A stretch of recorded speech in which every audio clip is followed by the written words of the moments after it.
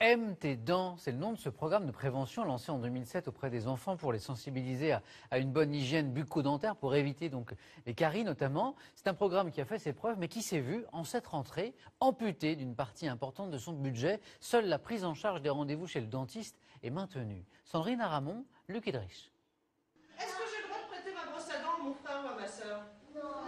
La fin d'une institution. L'opération de sensibilisation à l'hygiène dentaire à l'école, c'est terminé. Une économie de 2 millions pour la sécurité sociale. Seules les zones d'éducation prioritaire sont épargnées. Mais pour tous les autres écoliers, Aime tes dents, c'est fini. Aime tes dents, les rendez-vous de prévention. La suppression de cette visite en milieu scolaire est jugée aberrante pour les professionnels concernés. On sait qu'une politique de santé passe forcément par la prévention.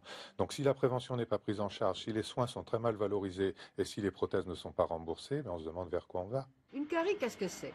Un trou qui se creuse au niveau d'une dent. C'était un autre temps, celui de la roulette et de la fraise douloureuse, quand la visite chez le dentiste virait au cauchemar. Des générations traumatisées. Toute autre ambiance aujourd'hui.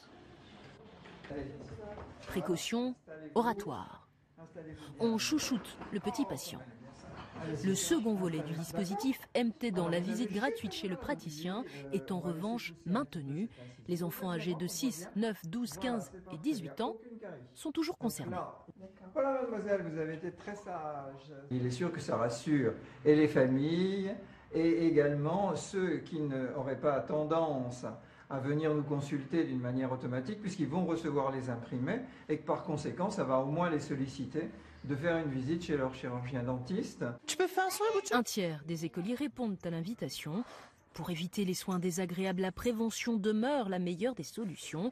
En 1987, on recensait dans la bouche d'un enfant de 12 ans 4 caries. Aujourd'hui, à peine une en moyenne.